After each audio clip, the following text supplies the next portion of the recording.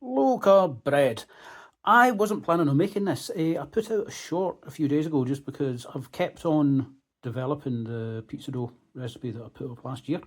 And I'm at the point now where you can get a really nice loaf off it. Shoved it in a short and kind of left it. And then Brenda Rigdon asked me if I could do a full video. And I'm not going to say no, am I? So here you go, Bren, mate. Yeah. Vital wheat gluten, this is your main one. I'm going to put the ingredients and everything in the description, obviously. The other thing, I'm filming this over a couple of days, so if it's jumping around, that's why. I haven't got time to actually bake it today. Yeah, vital wheat gluten, that's basically just flour that's been mixed with water. They bash the hell out of it, you get the gluten activated, then they chuck the water away, the carb goes with it, you get this powder when it's re-dehydrated, that works kind of like flour. Oat fibre. Just adds bulk. I've increased that by about double from the pizza dough recipe I did. And lupin bean flour. I think this stuff's from Chile, but a lot of it comes from Oz. Yeah, so those are kind of this here makes your kind of flour, if you like.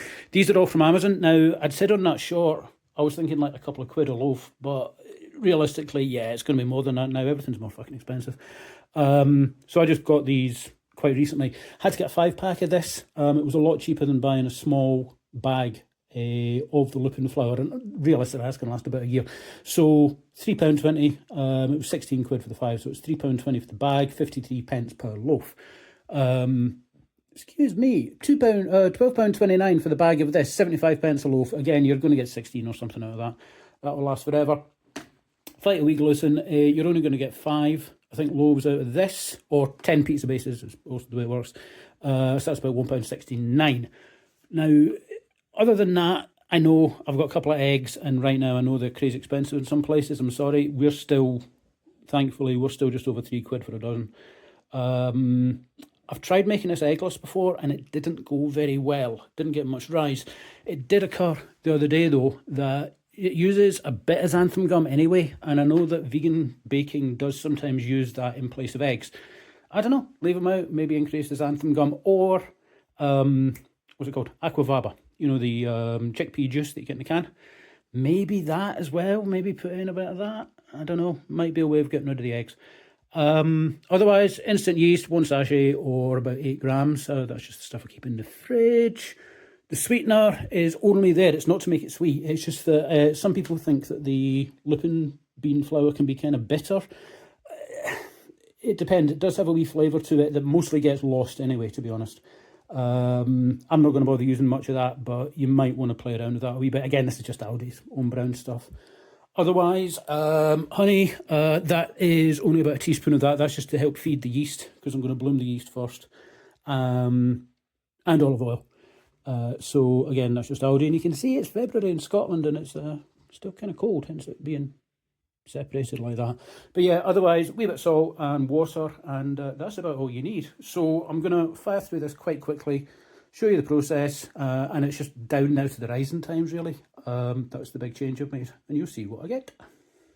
That's the honey and the water added together. I'm going to nuke this for a minute. I want to get it up to about 40 odds degrees. Don't let it get too hot. If it hits about 55, you're going to kill your yeast. But yeah, nuke it for a minute, get it into the 40s, bring it out, add your yeast in, give it a wee mix, cover it with a tea towel, shove it to one side while we sort the dry stuff. Yeah, that'll do. That's we got the vital wheat gluten and the oat fibre in. It was just to say, if you haven't used oat fibre before, it's really weird stuff. It's incredibly light, it tends to go everywhere. Yeah, so it's an experience. You're going to end up looking like something at Scarface. So you can see the yeast's working there. That's just been a few minutes. The sugar does just speed things up a wee bit. So I'm going to add the 2 eggs and the oil into this. If you want to break the eggs separately and give them a mix, you can do. I'm lazy, you know, I don't want to do extra dishes. So eggs and oil in there. Give it a wee mix, break the yolks on the eggs, and then we'll get the mixer out. Oh yeah, shit. So everything in here is slightly different densities. So before you actually put it in the mixer, or indeed if you're doing it by hand because you're some kind of masochist, give it a good mix through. Otherwise it kind of settles into layers. It won't combine very well. Mixy. And I'm going to put this on the lowest setting for 30 seconds just to kind of get it warmed up. Add all the liquid in at once, and then I'm going to crank it up to number 4, so just kind of medium, and that's going to be 10 minutes. Left-handed, always fun.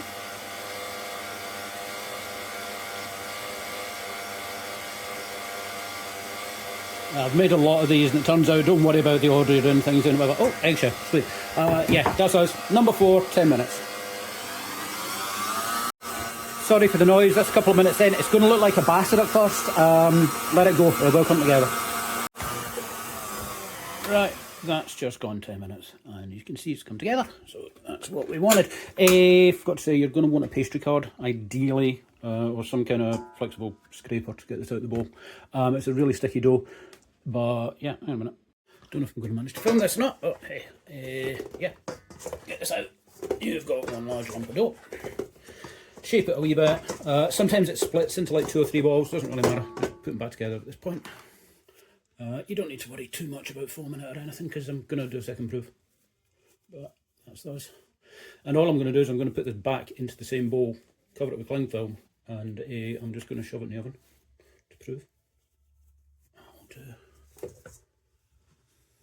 Okay, that's what I want. This now, some of the recipes from this will just say let it double in size the way normal bread recipes do.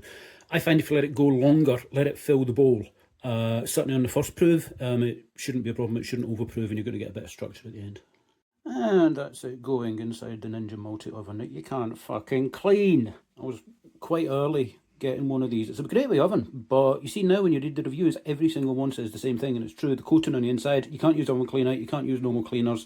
Fat goes on, fat bakes on, fat doesn't fucking come off. Don't buy one of these, seriously. Might as well have a quick bonus cocktail recipe while I'm waiting for that. That's caipirinha, so that is 2 shots of cachaça. This one's really good. 1 shot of lime juice, 1 shot of simple syrup. Mix it over ice and you're done. If you've got fresh limes, that's great. And don't muddle them first. And if you want a low carb simple syrup, just do it by volume. So like 1 to 1, probably 1 cup to 1 cup. Water to sweetener of your choice. Pop it in a pan, shove it on the hob, heat it slowly, and add a few pinches of xanthan gum. Give it a mix and it will thicken up. That's what we've got after an hour. I know I said I was doing it at 40, I said to do it at 45.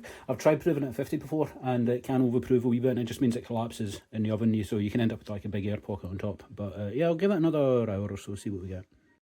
And it's been a couple of hours, this is what we've got. I'm going to knock this back, but full disclosure, I may have forgotten to put the oil in the mix when I was titting about with the camera. So this is going to be a learning experience. I guess we're going to get slightly less rise. It's okay. It feels pretty good though. I was wondering why.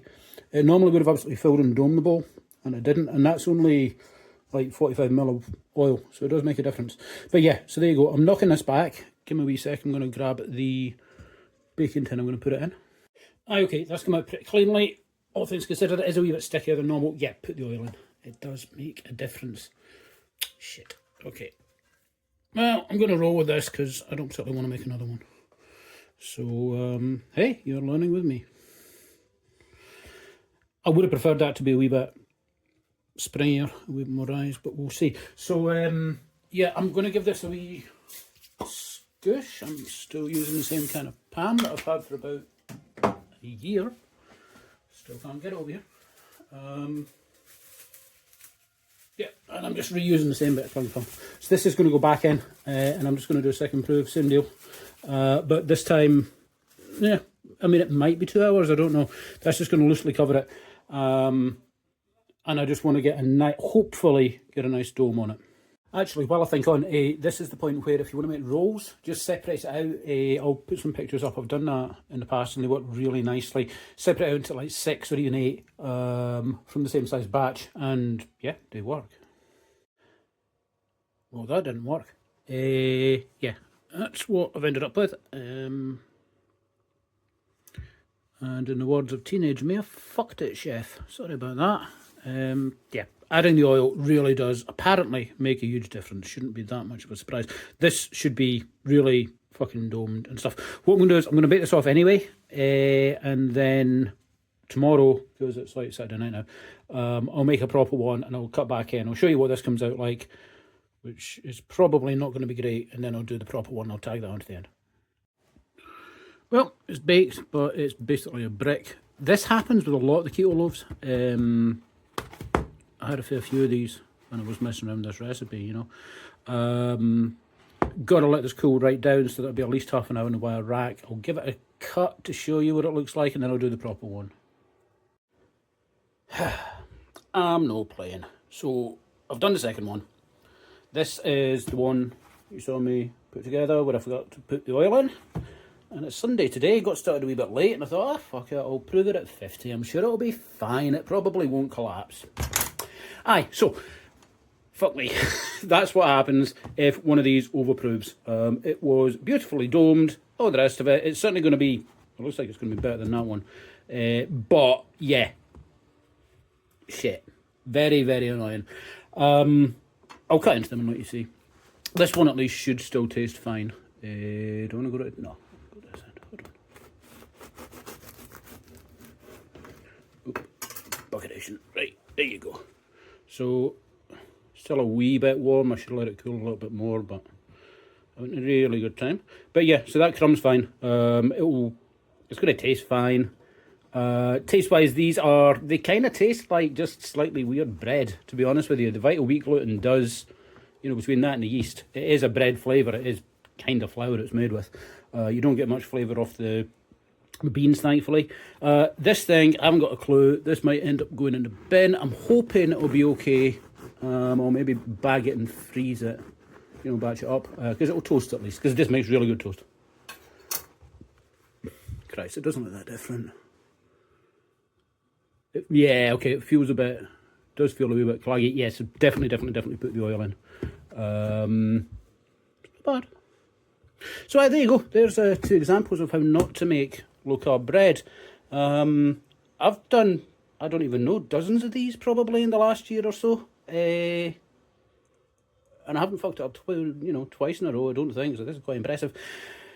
Yeah, but okay, that's us for now. Do us a favour, listen, I'm very sporadic on uploads, don't bother subscribing or anything here, but there's another channel I'll link to in the description. There's a guy called Sal, he's got the Root Boy Cooks channel. He's trying to get his numbers back up, he's got a load of subs, but views are down. I guess the algorithm's changed, I don't know.